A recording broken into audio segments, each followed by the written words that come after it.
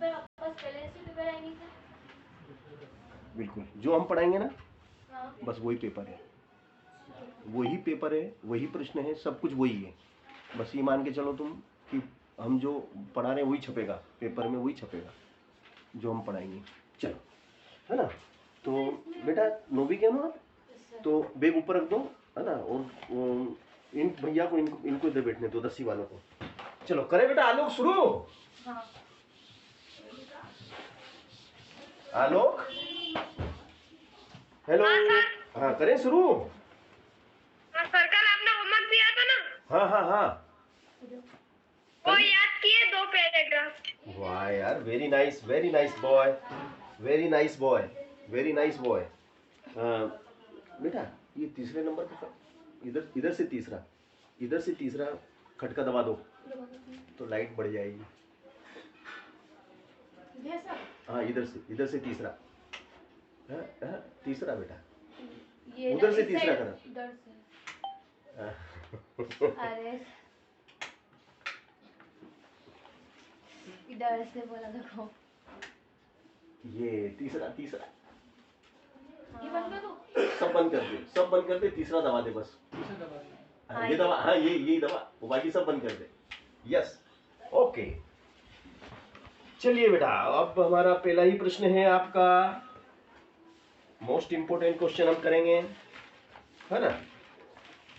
ये रहा आपका, मैं भी इंग्लिश में आपसे निबंध सुनूंगा, मगर पहले हम कुछ पढ़ लेते हैं, फिर हम आपसे सुनेंगे, है ना। पहले हम कुछ पढ़ लेते हैं बेटा।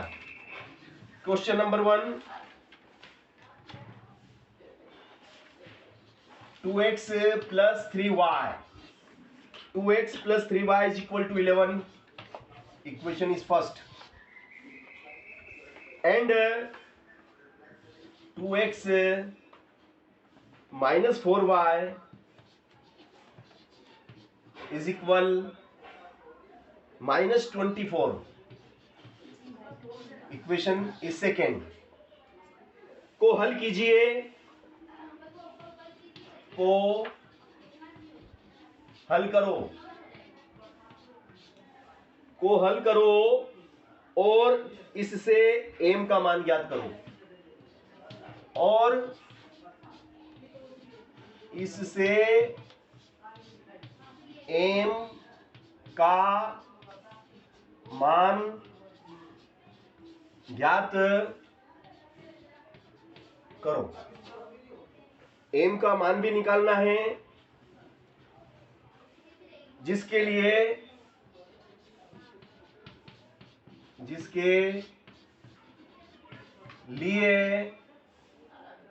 y is equal mx plus 3 है। देखिएगा यहां पर हमें एक रेखिक समीकरण दी गई है, ये हमारी रेखिक समीकरण है, y is equal mx plus 3, है ना। और हमें दो समीकरण ऊपर दी गई है, 2x plus 3y is equal 11 and 2x minus 4y is equal minus 24। इन दोनों समीकरणों को हम कौन सी विधि से करेंगे, चाहे हम विलोपन विधि से करें, चाहे प्रतिस्थापन विधि से करो, चाहे ग्राफ विधि से करो, चाहे वज्रगुणन विधि से हल करो, x और y के मान निकालना आपको। इन दो समीकरणों से किसके मान निकलेंगे, x और y के मान निकलेंगे, और वो मान इस रेखिक समीकरण में पुट कर देंगे तो m का वैल्यू आ जाएगा, ठीक है ना। तो हम पहले जो हमें दो चरों वाले रेखिक समीकरण दिए गए हैं x और y, ये दो चर हैं, ये दो चरों वाले रेखिक समीकरण है हमारे पास, इनको हम कौन सी विधि से हल करें, बताओ कौन सी विधि से, आपकी इच्छा जिस विधि से। आपके सिलेबस में क्या क्या है, विलोपन है, प्रतिस्थापन है, वज्रगुणन विधि है, ग्राफ विधि है, मगर सबसे सरल विधि कौन सी होती है, विलोपन विधि। Very nice. तो भैया हम विलोपन विधि से हल करेंगे, है ना। विलोपन विधि से हल करने पर यहां लिख दो आप, विलोपन विधि से हल करने पर। अब विलोपन विधि से हल करेंगे तो समीकरण 1 देखो आप ध्यान से, 2x प्लस का है, ये प्लस का आगे कुछ नहीं मतलब प्लस है। समीकरण 2 में देखो 2x प्लस का है, तो आपका जो इक्वेशन 1 और 2 दोनों में आप देख रहे हैं कि दोनों धनात्मक है, तो नीचे वाले समीकरण को हमें घटाना पड़ेगा। समीकरण 1 में से समीकरण 2 को घटाएंगे, तो घटाने पे क्या करते हैं, चिन्ह बदलते हैं। घटाने पर हमने साइड में लिख दिया घटाने पर, तो ये नीचे वाली समीकरण के चिन्ह बदल जाएंगे। नीचे वाली समीकरण में ये धनात्मक है, मगर अब ये धनात्मक नहीं रहा, अब ये ऋणात्मक हो गया। ये ऋणात्मक है -4y, अब ये माइनस का 4y नहीं रहा, अब ये प्लस का 4y। ये -24, अब ये माइनस का नहीं है, ये प्लस का है। तो जो माइनस का था वो प्लस का हो गया, और जो प्लस का था वो माइनस का। अब देखो ये धन के 2x और ऋण के 2x, जैसे 2 ऋण 2 क्या आता है, 0 आता है। ये अभी काट दो, एक ही बात है, या तो काट दो या घटा दो। तो भैया मैं काट देता हूँ, है ना। अब आप देख रहे हैं ये माइनस कट गया, ये माइनस नहीं भैया, +4y plus 3y plus 3y plus 4y plus 3y plus 4y is +7y। Okay, अब इसी प्रकार ये देखो आप +11 प्लस 24 प्लस है, आगे कुछ नहीं मतलब यहाँ लिखा नहीं जाता है, रहता है ना। +11 प्लस 24, 1 4 is 5 and 2 1 is 3, ठीक है ना। अब भैया हम क्या करेंगे कि इनके बीच में मल्टी का निशान है, गुणा का निशान है, तो गुणा वाली चीज कहाँ जाती है, गुणा वाली चीज बराबर के उस तरफ जाती है, तो कहाँ जाएगी, बराबर के उस तरफ जाएगी। ये 7 है, ये प्लस का 7 बराबर के उस तरफ जाएगा, तो कहाँ जाएगा, बटे में जाएगा, 7 बटे में जाएगा। 7 5 जा 35, 7 5 जा is 35, therefore y is equal to 5। तो y का मान आया हमारा 5। अब y का वैल्यू निकल गया है, अब y का वैल्यू हम इक्वेशन 1 में पुट कर देंगे। लिख दो y का मान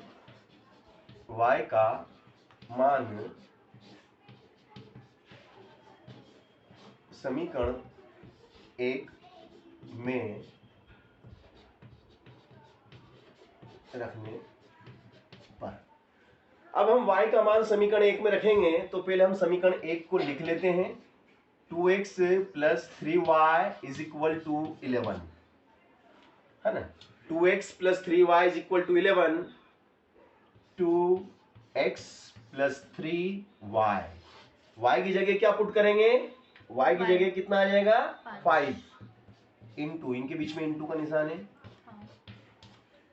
2x प्लस 3 5 जा 15 is equal to 11, 2x is equal to 11। 15 उधर जाएंगे तो ये प्लस के हैं, प्लस के 15 उधर जाएंगे तो क्या के हो जाएंगे, माइनस के 15, है ना। अब -15 और धन के 11, माइनस के 15 और धन के 11, तो बताओ माइनस के बचेंगे कि प्लस के हैं, जगह है बेटा लिखने की, देखो इसमें जगह है नीचे और है, चल तो भाई बताओ बेटा कितना बचेगा, देखो +11 -15, बोलो कितना लिखूं, +11 -15 कितना आएगा, माइनस के ज्यादा है ना। जैसे देखो मैंने ऋण ये ऋण का है, क्या का है, ऋण का 15 में, और ऋण मतलब माइनस मतलब ऋण मतलब कर्जा, 15 रुपए का कर्जा है, कितने रुपए का, 15 रुपए का ऋण है, और मैंने धन कितना जमा कर दिया, 11, धन 11 रुपए में जमा करके आ गया। अब ऋण कितना रह गया, ऋण अभी 4 बाकी है, समझ गए ना। मतलब वह बचेगा जिसका निशान जो ज्यादा है, ऋण का ज्यादा है तो ऋण के बचेंगे, धन के कम है ऋण के ज्यादा है तो वही बचेंगे जो ज्यादा है, तो ऋण का ज्यादा है तो ऋण का 4 बचेगा। अब x इज इक्वल टू क्या हो जाएगा बताओ, -4, अब ये इंटू में है, इंटू वाली चीज बटे में आती है, 2 2 जा 4, therefore x is equal to -2। तो x और y, x एंड y का वैल्यू हमने ज्ञात कर लिया बाय इक्वेशन 1 एंड 2। समीकरण 1 और 2 से हमने x और y का वैल्यू निकाला है। अब ये जो मान निकले हैं इनको हम जो हमें रेखिक समीकरण दी गई है उस रेखिक समीकरण में पुट कर देंगे। क्या दिया गया है हमें दिया गया है y is equal to mx plus, क्या दिया हमें, y is equal to mx plus 3, ये दिया ना। अब y की जगह कितना बैठेगा, y की जगह 5 बैठेगा, y की जगह 5 बिठा दो, m गुणा में, इनके बीच में गुणा भैया।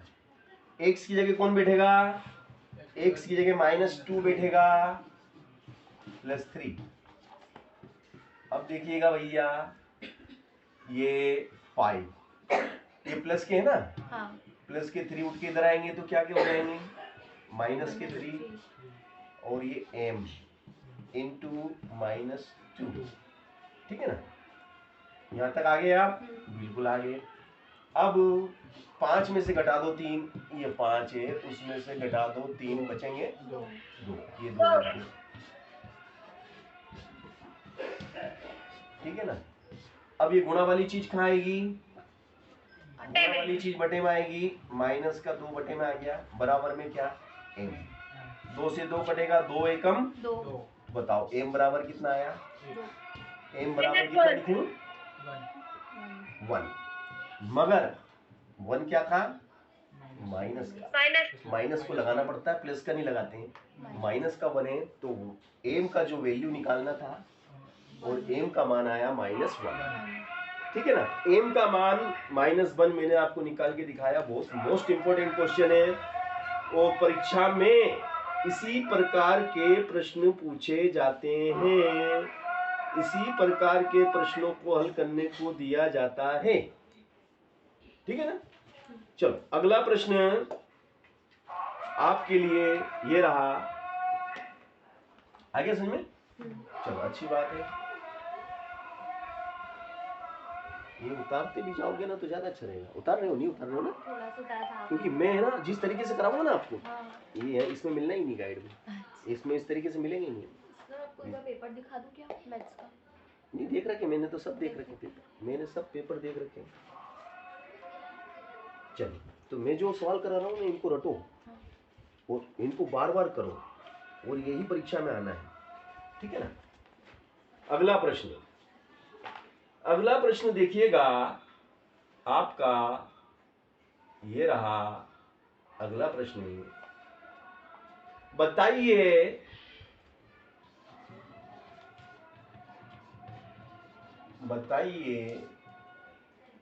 कि समीकरण युग्म, बताइए कि समीकरण युग्म 9x प्लस 3y प्लस 12 है ना, 9x plus 3y plus 12 is equal 0, equation is 1, and 18x plus 6y, 18x plus 6y plus 24 is equal 0 से निरूपित रेखाएं, से निरूपित रेखाएं, से निरूपित रेखाएं प्रतिच्छेदी, समांतर या संपाती। से निरूपित रेखाएं प्रतिच्छेदी,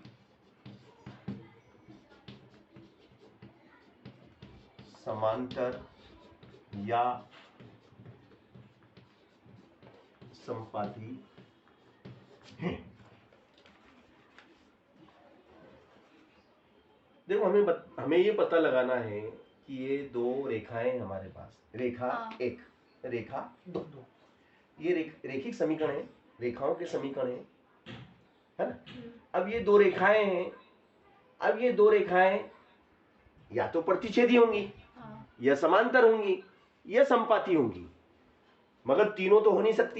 हाँ। अब तीनों में से कोई सी है, तो तीनों में से कौन सी है, अब तीनों में से कोई सी है, तो तीनों में से कौन सी है, मगर तीनों तो हो नहीं सकती। हाँ। अब तीनों में से कौन सी है, ये हमें पता लगाना, जांच करना है, हमें जांच करना है, हमें निर्धारित करना है कि भाई ये जो दो रेखाएं हैं ये प्रतिच्छेदी है या समांतर है या संपाती है। अब इसका जांच करने के लिए हमें पता लगाने के लिए इसके जो सूत्र हैं, प्रतिच्छेदी के लिए क्या कंडीशन है, समांतर होती है तो क्या कंडीशन है, और संपाती होती है तो क्या कंडीशन है, वो मैं बताऊंगा आपको। देखो x का गुणांक, x के आगे जो लिखा रहता है ना, जो भी डिजिट लिखा रहता है, हाँ बेटा, रेखा है संपाती है। हाँ, very nice very nice. 2 minute भैया, है ना, मैं इनको भी समझा देता हूँ। Very nice, you are genius. x के आगे जो लिखा रहता है उसको गुणांक कहते हैं, coefficient. 9 is a coefficient of x, तो a9 is a a1 and 3 y का गुणांक 3 है, दिस इज b1 एंड ये अचर पद है, कांस्टेंट, कांस्टेंट को c1 मानते हैं। यहाँ पे ये 18 is a2 and 6 is b2 and 24 is c2। अब भैया a1 upon a2 and v1 upon v2 and c1 upon c2, a1 is equal to, a1 is 9 and a2 is 18 and v1 is 3, b2 is 6 and c1 is 12 and 24। ठीक है, ठीक। तो देखो भैया a1 बटे a2 का मान निकालेंगे। a1 बटे a2 का मान कितना है, 9 1 जा 9, 9 2 जा 18, 3 1 जा 3, 3 2 जा 6 and 12 1 जा 12 and 12 2 जा 24।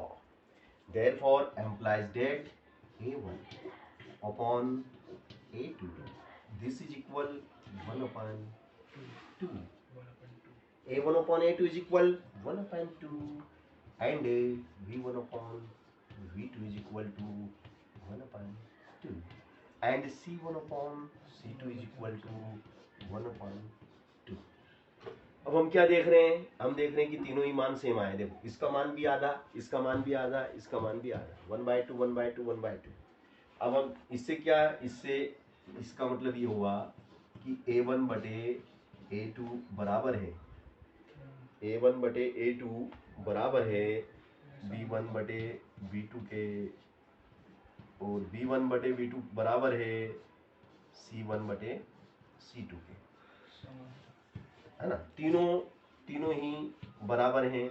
ऐसी कंडीशन में समीकरण निकाय के अनंत अनेक हल होते हैं। समीकरण निकाय के कैसे होते हैं, अनंत अनेक हल होते हैं, और रेखाएं कैसी होती हैं, इसलिए रेखाएं संपाती हैं। क्या है, रेखाएं संपाती हैं। संपाती का मतलब क्या होता है, मैं बताता हूँ। रेखाएं समांतर का मतलब तो ये होता है ना कि एक सब समान है, देखो बताता हूँ। संपाती का मतलब क्या होता है बेटा, जैसे मान लो एक रेखा है, जैसे ये रेखा है, इस रेखा को मुझे दर्शाना है, तो मैंने ये इस रेखा के को दर्शाया,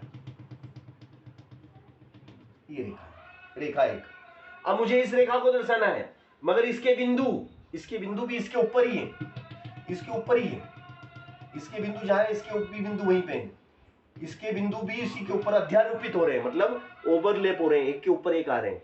जहां पे इसके बिंदु बैठा हुआ है वहीं पे इसका भी बिंदु बैठा हुआ है, तो सेम स्थिति है, तो इसको कहते हैं संपाती। संपाती होती हैं, अगर दो रेखाएं संपाती होती हैं, इसका मतलब क्या, इसका मतलब ये है कि रेखाओं के अनंत अनेक हल हैं, अनंत अनेक हल हैं, समझ गए। और समांतर कब होती है, समांतर की कंडीशन, समांतर कब होती है, जब ये दोनों बराबर नहीं है, तो ये समांतर नहीं है, मतलब कोई हल नहीं है, क्योंकि ये रेखा और ये रेखा समांतर है, अब एक दूसरे को काटेगी ही नहीं। जब वो एक दूसरे को प्रतिच्छेद नहीं करेगी जब तक कोई हल नहीं निकलेगा। और ये प्रतिच्छेदी रेखाएं होती हैं। सॉरी, ये है कोई हल नहीं। अगर ऐसी कंडीशन बनती है तो कोई हल नहीं है, मगर अगर ये कंडीशन बनती है तो एक अद्वितीय हल होता है, रेखाएं प्रतिच्छेदी होती हैं, एक अद्वितीय हल होता है, ठीक है, चलो अच्छी बात है। तो अब हमने जांच करी और जांच करने पर हमने ये पाया, जांच करी और जांच करने पर यह पाया कि दी गई दोनों रेखाएं समपाती हैं, ना तो प्रतिच्छेदी है ना ही समांतर है, वे तो दोनों समपाती हैं। ठीक है ना, ये हमने पता लगाना था कि तीनों में से कौन सी कंडीशन है। अब इसके लिए है ना आपको सूत्र याद होना चाहिए, हम लिखाएंगे आपको सूत्र भी बताएंगे, कोई दिक्कत नहीं, बता देंगे सब। चलो वेरी नाइस, आपने भी जो बताया था बिल्कुल सही बताया था आलोक। अब भैया जो हम प्रश्न करा रहे हैं वो 3 नंबर का प्रश्न आएगा आपको एग्जाम में, है ना। 3 नंबर का प्रश्न है, के का मान ज्ञात कीजिए। के का मान ज्ञात, है ना बेटा, के का मान ज्ञात क्वेश्चन करना। पहले बताया था। के का मान ज्ञात करो यदि के का मान ज्ञात करो यदि 2x square plus kx 2x square plus kx plus 3 बराबर 0 के मूल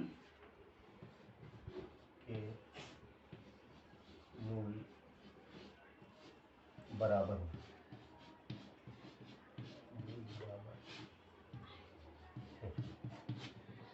तो भैया ये आपको एक द्विघाती समीकरण, जिसको कि कहते हैं हम क्वाड्रेटिक या स्क्वायर इक्वेशन, दी गई है।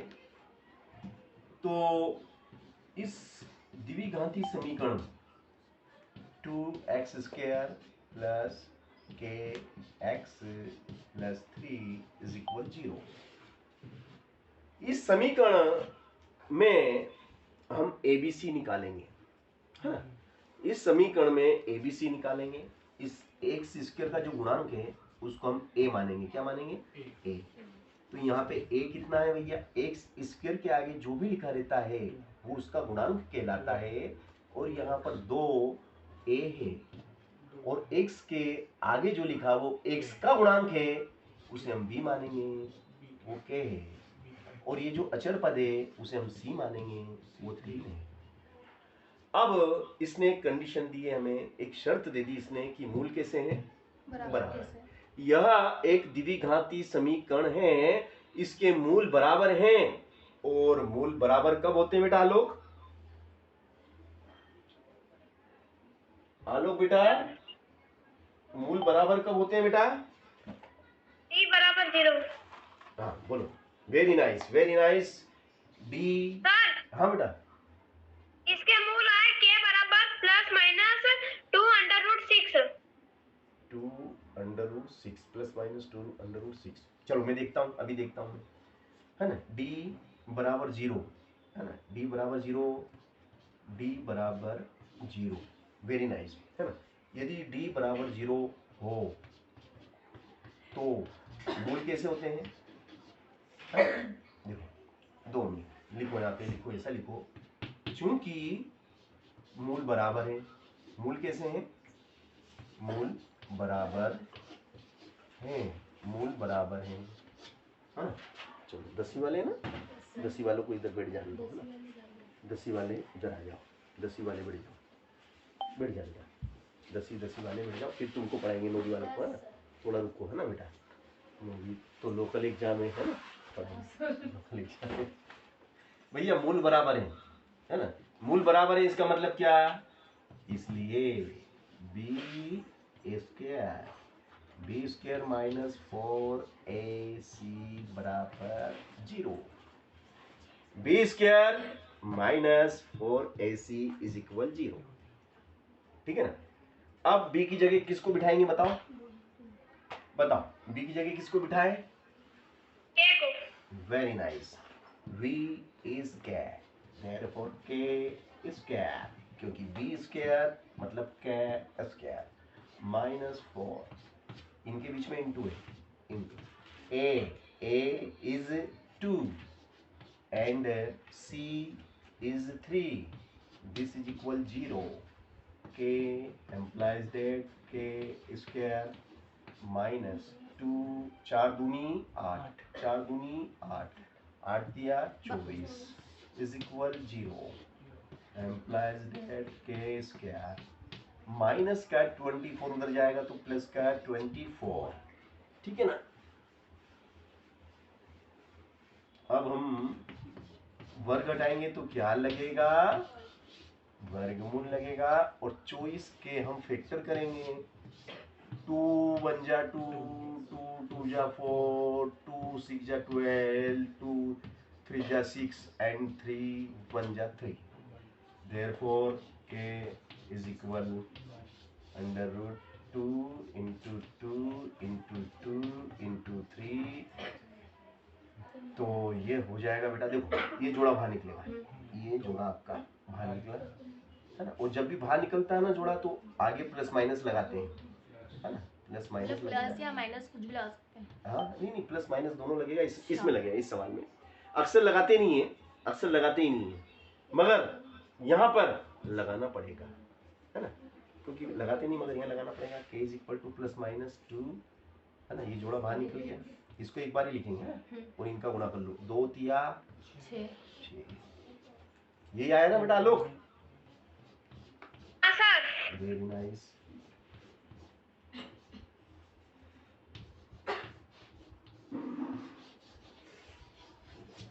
चलो ये बहुत अच्छा सवाल था. 3 नंबर का सवाल आपको ये 3 नंबर देगा.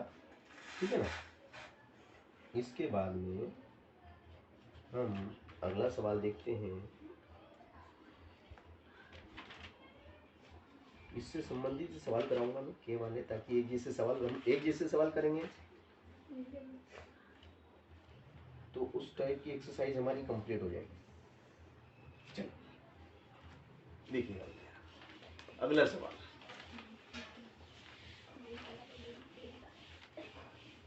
लिखते जाओ, उतारते जाओ, है ना. तुम्हारा भी रिवीजन होगा तो फायदा ही है. रिवीजन से तुम्हें फायदा ही है. किधर अर्जुन, किधर. चलो लिखो बेटा. आपका अगला प्रश्न है वर्ग समीकरण के x. ये आपकी वर्ग समीकरण है.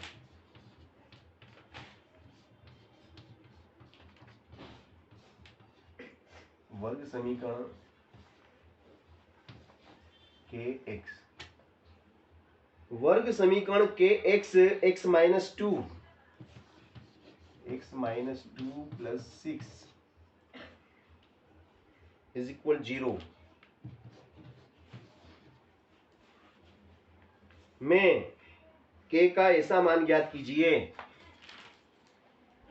इसमें k का ऐसा मान ज्ञात करो, ऐसा मान ज्ञात करो, ऐसा मान ज्ञात करो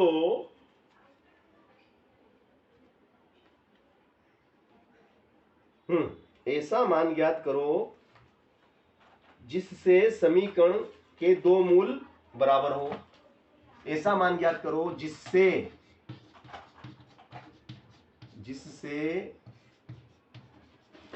समीकरण के दो मूल बराबर हो. देखो भैया ये जो दिया गया है वर्ग समीकरण है. अब वर्ग समीकरण के मूल कितने होते हैं?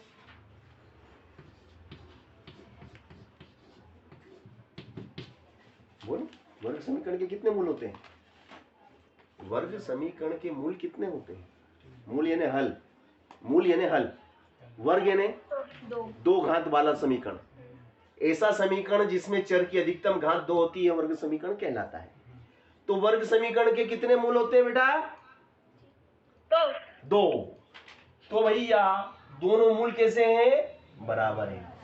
मतलब पहला मूल अगर हम अल्फा मानते हैं और दूसरा मूल हम बीटा मानते हैं, तो इसका ये कहना है कि अल्फा इक्वल बीटा मतलब अल्फा का मान अगर 2 आया है तो बीटा का मान भी 2 ही आएगा, मतलब दोनों इक्वल है, दोनों के मान समान है, मूल बराबर हैं, दोनों मूल कैसे हैं, बराबर है। अब मूल बराबर कब होते हैं भैया, मूल बराबर कब होते हैं, चलो तुम d बराबर 0 होते हैं। हाँ, मूल बराबर कब होते हैं, क्या 0 होता है, बराबर में 0 तो होता है, मगर किसके बराबर 0, चलो बराबर में 0 मैंने लिख दिया, मगर यहाँ क्या लिखूं, किसके बराबर 0, किसके बराबर, यहाँ क्या आएगा, बी स्क्वायर माइनस 4ac, यानी कि d बराबर 0। अभी तो कराया मैंने सवाल, अभी कराया, अभी तो कराया, यही तो कराया, k का मान निकाला ना अपन, है ना। तो विविक्त कर, d मतलब डिक्रिमिनेंट, d फॉर डिक्रिमिनेंट, विविक्त कर हिंदी में कहते हैं विविक्त कर। यदि विविक्त कर का मान 0 है, d बराबर 0 वाला फार्मूला लगेगा, क्योंकि इसने दिया मूल बराबर है तो d बराबर 0 वाला फार्मूला। पहले तो ये समीकरण लिखो आप भैया, क्या दिया गया है कि x minus 2 plus 6 is equal 0। अब हम बोलेंगे कि ये वर्ग समीकरण है, देखो यहाँ लिखा ना, क्या लिखा, वर्ग समीकरण। तुम बोलोगे सर कहां से वर्ग समीकरण, वर्ग समीकरण में तो x के माथे पे कितना होना चाहिए, x के माथे पे 2 लिखा होना चाहिए। अब यहाँ 2 कहाँ लिखा, यहाँ तो 1 1 ही लिखा है ना, तो भैया 2 लिखा नहीं है। अब हम इसमें देखो, इसको हल, पहले तो इसको सॉल्व करेंगे, इसको वर्ग समीकरण बनाएंगे, हल करेंगे, है ना। एक k x है ना, इस k x का गुणा इसमें करेंगे, तो ये क्या हो जाएगा, k और x का x में गुणा करेंगे, तो गुणा करते समय घातें जुड़ती हैं, x की घात 1 और x की घात 1, 1 और 1 हो गया 2। अब kx का मल्टी करेंगे, kx का मल्टी 2 में करेंगे तो minus 2kx and 6 and equal 0। अब हमें ये वर्ग समीकरण दिख रही है, अब इसकी शकल, इसकी जो शकल है वर्ग समीकरण जैसी है, जानी पहचानी समीकरण बन गई।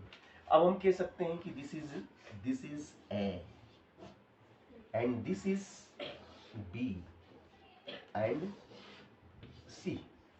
अब ABC का हमने मान निकाल लिया कि भैया a is equal k and b is equal minus 2k and c is equal 6। तो भैया ABC का वैल्यू हमने निकाला। अब इसने हमें हिंट दी है, हिंट यानी आइडिया, हमें इसने बता दिया कि अब हमें आगे क्या करना है, आगे क्या करना है, मूल बराबर हो। अब मूल बराबर हो वो वाला सूत्र लगाना है, वह सूत्र लगाना है जिसमें मूल बराबर होते हैं। मूल कब बराबर होते हैं, जब विविक्त कर का मान 0 के बराबर होता है। विविक्त कर बोले तो d फॉर डिक्रिमिनेंट, d का मान क्या होना चाहिए, d का मान 0 के बराबर होना चाहिए। उसने हमें आइडिया इशारा कर दिया कि भैया d इज इक्वल टू 0 होना चाहिए, और d का मान d बराबर क्या होता है, d बराबर होता है b स्क्वायर माइनस 4ac और बराबर में 0। अब पुट ABC का जो वैल्यू है वो यहाँ से उठा के यहाँ पे रखते जाएंगे, वो है ना। चलो यहाँ से उठा के रखते हैं अपन,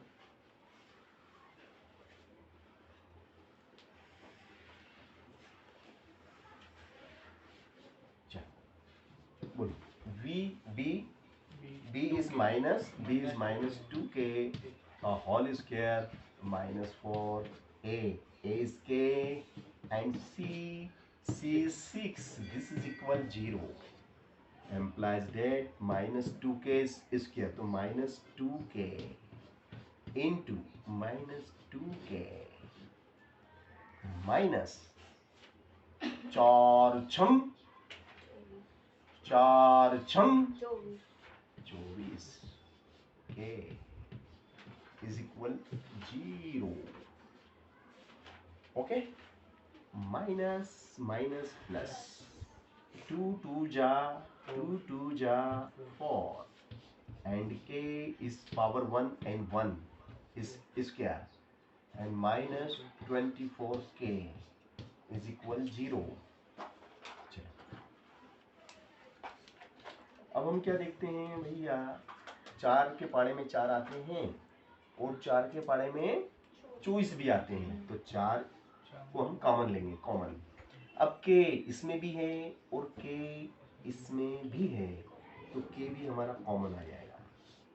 अब 4 इस कॉमन k का स्क्वायर, k का स्क्वायर में से k इज ए कॉमन। अब k 2 बार है, एक बार बाहर आ गया, एक बार रह गया, 2 बार में से एक बार बाहर, एक बार रह गया, 4 तो पूरा आ गया, k 2 बार था, एक बार आ गया, एक रह गया, एक लिखना पड़ेगा अंदर, माइनस, ये माइनस 4 का पाड़ा बोलो 24 आ जाए, 4 का पाड़ा बोलो 24 आ जाए, 4 का पाड़ा 4 छंग 24।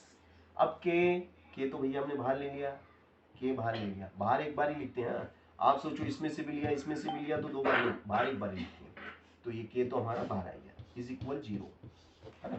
अब यहां से आगे चलते हैं। चलो अब इसके बाद वो क्या है देखिएगा ध्यान से, 4k के बराबर 0 लिख दो, और इसी प्रकार k माइनस 6 के बराबर 0 आ जाएगा। तो यहां से हम देखते हैं कि k बराबर कितना, 4 गुणा में है तो बटे में आ जाएगा, तो k बराबर कितना हुआ भैया, k का मान आ गया 0, 0/4 यानी 0, 0 के बटे कुछ भी लिखो 0, है ना। अब यहाँ से ये आपका माइनस का k उधर गया तो धन का k, तो यहाँ से हमने k के 2 मान निकाले, 2 मान कौन कौन से निकले, 0 and 6, दिस इज आंसर। ये आया था ना बेटा आलोक, हाँ सर। चलो एक अच्छी बात है ना, बिल्कुल।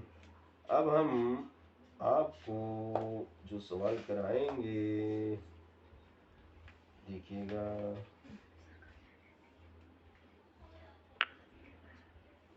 अब बेटा है ना,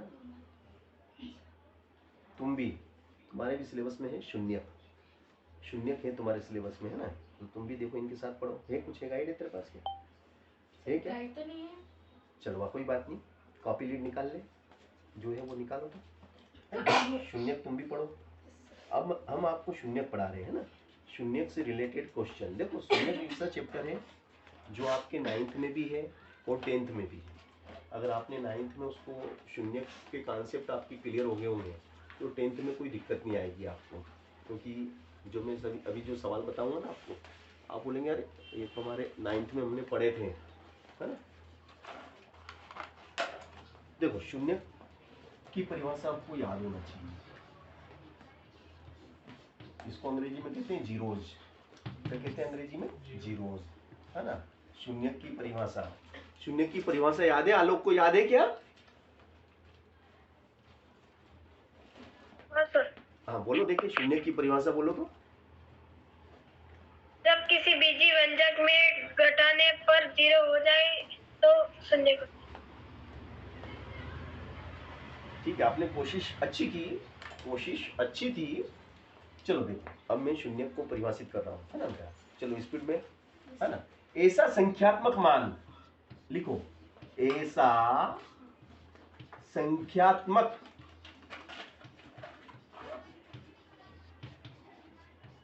मान जिसे किसी बीजीय व्यंजक में प्रतिस्थापित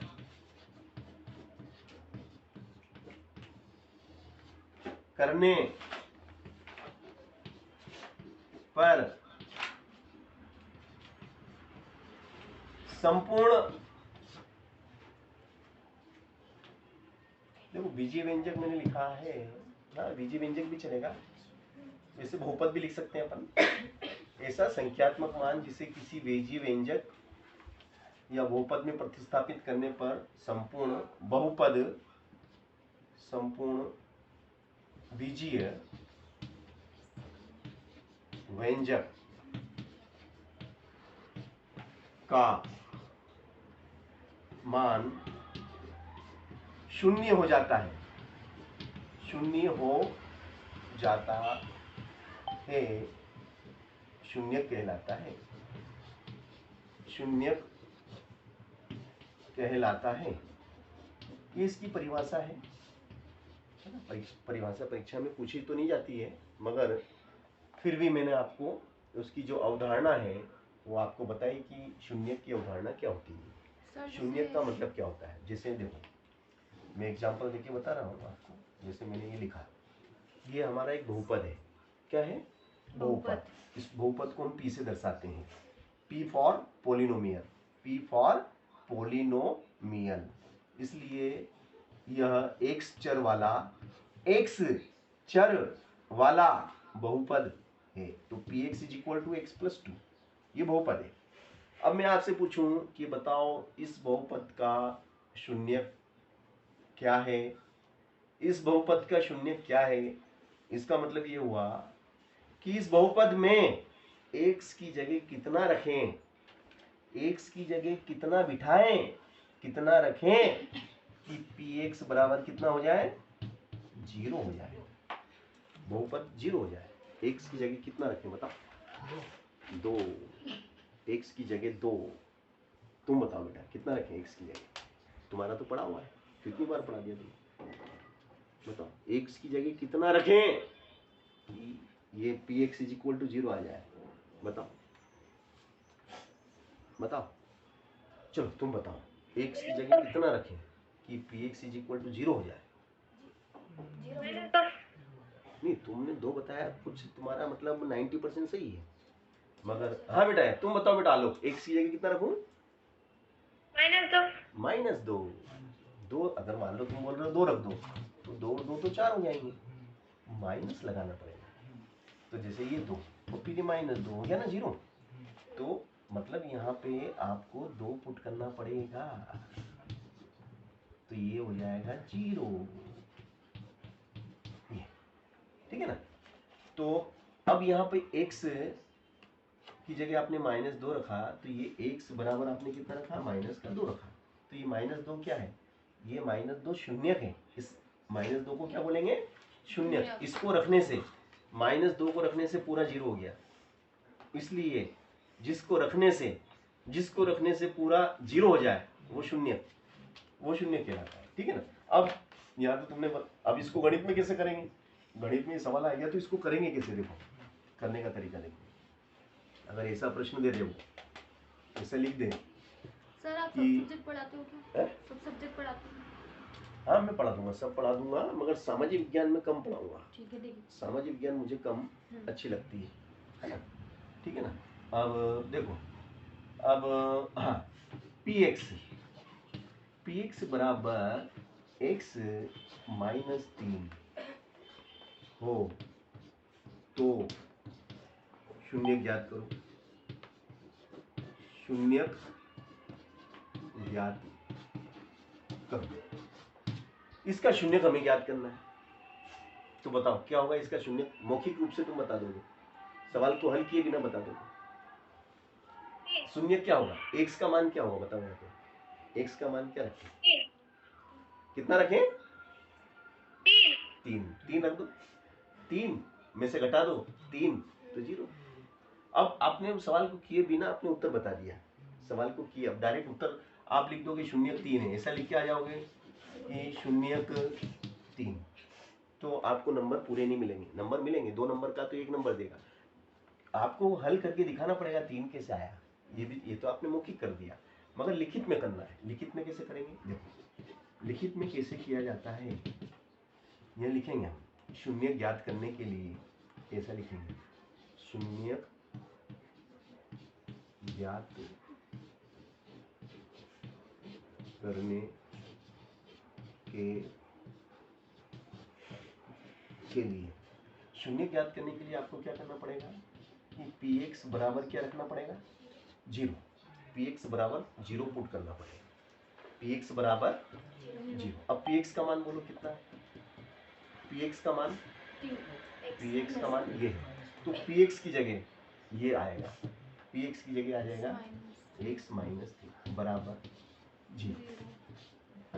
फिर x को तो यहीं रहने देंगे, -3 का प्रतिस्थापन करेंगे, -3 को बराबर के उस तरफ ले जाएंगे तो चिन्ह बदल जाते, मालूम है ना आपको? बराबर के उस तरफ जाते चिन्ह, तो ये माइनस का है तो प्लस हो जाएगा। अगर ये प्लस का होता तो माइनस का हो जाता है। तो इसका प्रतिस्थापन करा तो ये प्लस के 3 हो गए और यही हमारा उत्तर है, ये हमारा 0। ऐसा करना पड़ेगा तो हमें नंबर परीक्षा में 2 मिलेंगे। डायरेक्ट 3 उत्तर लिखने से डायरेक्ट आपने बता दिया तो डायरेक्ट नंबर नहीं मिलेंगे, आपको स्टेप बताना पड़ेगी, 1 स्टेप 2 स्टेप, तीसरे स्टेप में उत्तर आएगा।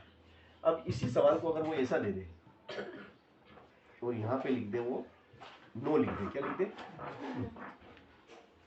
कि x² - 9 लिखो बेटा, करते भी जाना, ऐसा मत सोचना कि भाई ये 10वीं कॉमन है। देखना किताब खोल के देखना, बहुपद तुम्हारे भी है, बहुपद इनके भी है, सेम चैप्टर है, नो चेंज।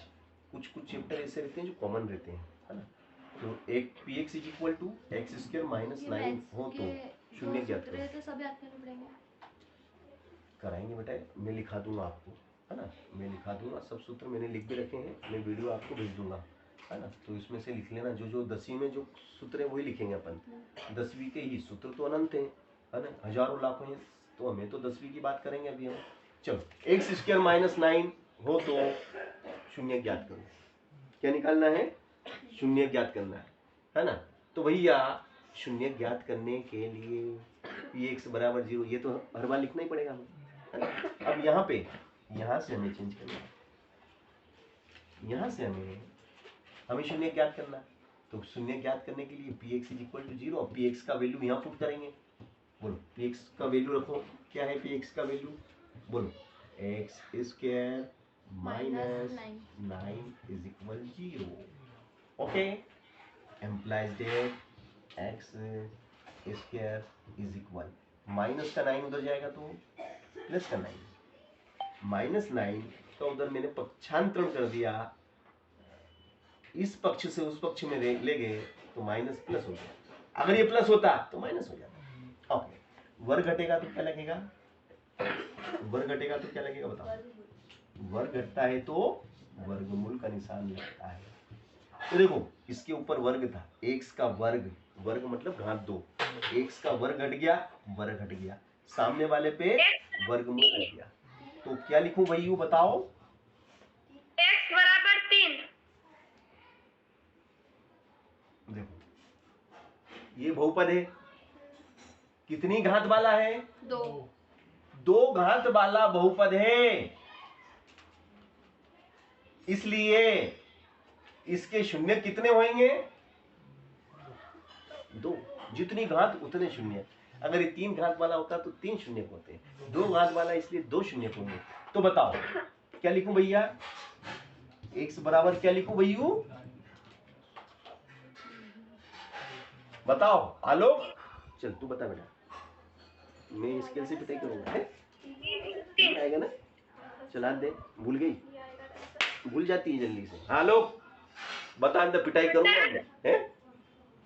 √3 × 3। अरे यार क्या कर रही है मेरे भाई, 3 × 3, 3 तियो 9, 3 तियो 9, जोड़ो बाहर आएगो तो प्लस माइनस लग जाएगो, +-3। भूल गया? भूल गया क्या? अभी तूने ही तो थोड़ी देर पहले बताया था, +-2√6 बताया था कि नहीं? अभी तुमने ही बताया था कि k बराबर ±2√6। अभी तुमने अभी एक सवाल हमने करा था, उस सवाल में तुमने ऐसा बोला था, हमसे बोला था कि नहीं? है ना, उसमें ऐसा था ना कि 2 × 2 × 2 × 3, तो 2 का जोड़ा बाहर निकला था, तो तुमने प्लस माइनस लगाया था और 2 × 6 करा था, है ना। चल कोई बात नहीं, नो ओके, कोई दिक्कत नहीं, नो प्रॉब्लम, हो जाता है। तो भैया x बराबर क्या लिखेंगे?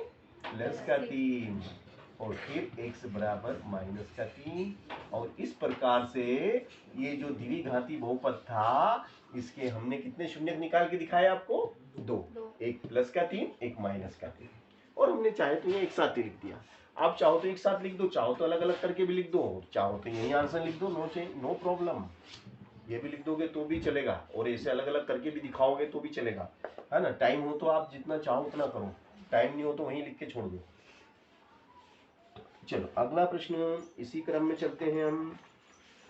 तो हम बात कर रहे हैं बहुपद की, किसकी बात कर रहे हैं? बहुपद की बात कर रहे हैं ना। तो बहुपद में देखिएगा, आपका जो द्विघाती बहुपद है इसके शून्य ज्ञात करना है। क्वेश्चन द्विघात बहुपद, द्विघात बहुपद 6x² - 3 - 7x के शून्य ज्ञात करेंगे, के शून्य ज्ञात करो, है ना बेटा। इसके शून्य निकालना है। तो देखो भैया, अब ये बताइए आप मुझे पहले कि जो मैंने बहुपद लिखा है, ये जो बहुपद मैंने लिखा है, ये मतलब मानक रूप में है क्या? ये मानक रूप में है? नहीं है ना? नहीं है। तो मानक रूप में कैसे लिखेंगे बेटा इसको? 6x² - 7x - 3। Very nice, very nice, very nice. ये अपना स्टैंडर्ड फॉर्म हुआ। x की घात 2, x की घात 1, x की घात 0, यहाँ कुछ नहीं मतलब 0, ठीक है ना। Very good, very good. अब इसको हम क्या मानेंगे? इसको हम px मान लेंगे, है ना। इसको हम px मान लेते हैं। px बराबर ही हमें क्या ज्ञात करना है? शून्य। तो भैया शून्य ज्ञात करने के लिए हम क्या करते हैं? शून्य ज्ञात करने के लिए हम क्या करते हैं भैयू? बताओ, शून्य ज्ञात करने के लिए x बराबर 0। हाँ, very nice, very very nice. Is equal 0। और px बोले तो क्या? px बोले तो 6x² - 7x - 3 = 0। ओके। अब x² का जो गुणांक है, x² का जो गुणांक है उसका गुणा अक्षर पद में करेंगे। x² के आगे जो भी लिखा रहता उसका गुणा, यहाँ पे जो भी लिखा है, 1 लिखा, 2 लिखा, 3 लिखा, इसका गुणा इसमें करें। कितने आए? 18। भैया गुणा करें तो 18 आ जाए। गुणा करने पे 18 आ जाए और ये निशान क्या का है? घटाने का, है ना। तो गुणा करे तो 18 आ जाए और घटाने पर 7 आ जाए, ये बीच वाला। घटाने पे 7 आना चाहिए। ऐसी दो संख्याएं बताओ। 9 दूनी 18 और 9 में से 2 गए 7। Very nice, very nice. 9 में 2 का गुणा करेंगे तो 18 और 9 में से घटा देंगे 2 तो बचेगा 7। Very good, very good, very good, genius. चलिएगा, अब देखो एक शर्त समझो बेटा, हमको 7 क्या का चाहिए? 7 हमको क्या का चाहिए? माइनस का चाहिए। तो भैया बड़ी संख्या माइनस की कर दो और छोटी प्लस की कर दो, तो ज्यादा माइनस का है। ये थोड़ा सा हमें यहाँ पे दिमाग लगाना पड़ेगा। माइनस का चाहिए तो बड़ी को माइनस की कर दो, छोटी को प्लस की कर दो, तो माइनस ज्यादा है तो माइनस का 7 बचेगा। अब ये आपका, ये तो मैंने समझाने के लिए किया था। अब इसको हम व्यवस्थित लिख देते हैं। देखिएगा, ये 6x² माइनस कितना बेटा? ये कितना है? 9, है ना। और इसके साथ x लगाना है, क्योंकि यहाँ पे x लगा हुआ। फिर प्लस का कितना है? 2, उसके साथ भी x लगाओ। फिर आखिरी में ये कितना है? माइनस का 3 बराबर 0। आगे यहाँ तक। अब आप क्या करेंगे? 2 के ग्रुप बनाएंगे। 2 का ग्रुप ये बनेगा, 2 का ग्रुप ये बनेगा, है ना। ठीक है, 2 के ग्रुप आपके तैयार।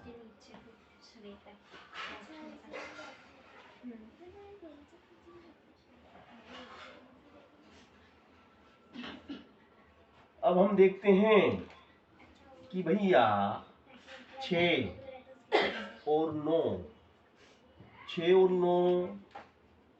किस टेबल में आते हैं?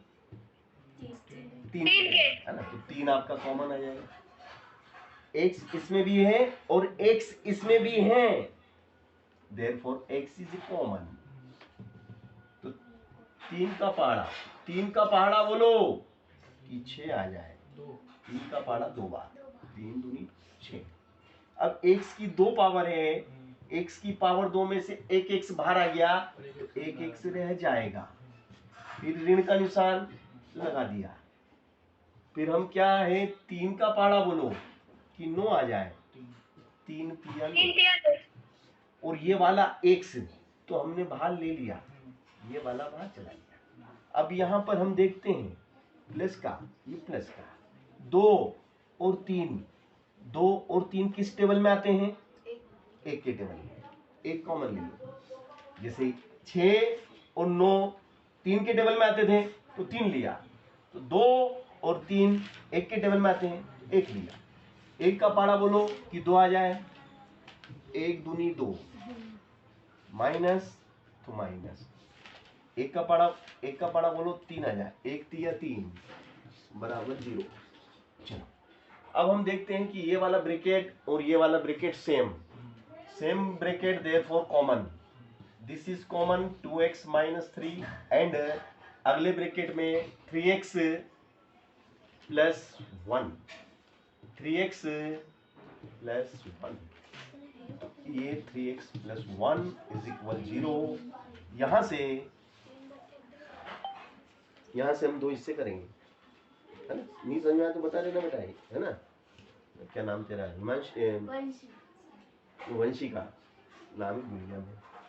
और ये क्या पढ़ाई कैसी चल रही है? ये आफरीन कैसे पढ़ रही है? अच्छा पढ़ रही है, अच्छा। और खुशी बच्चे ही है।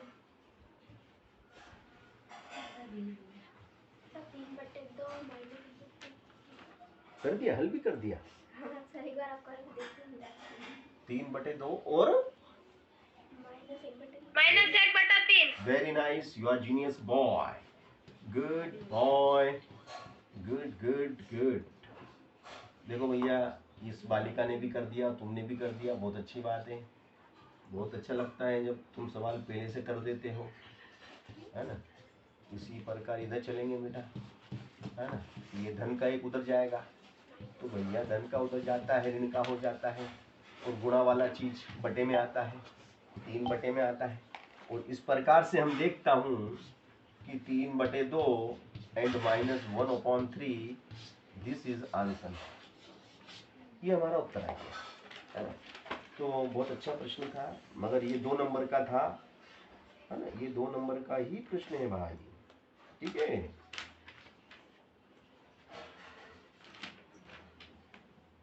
निबंध सुनना ना।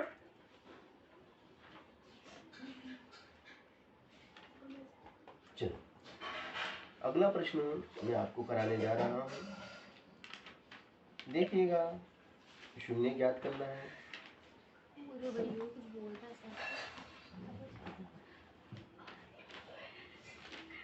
हाँ भैया,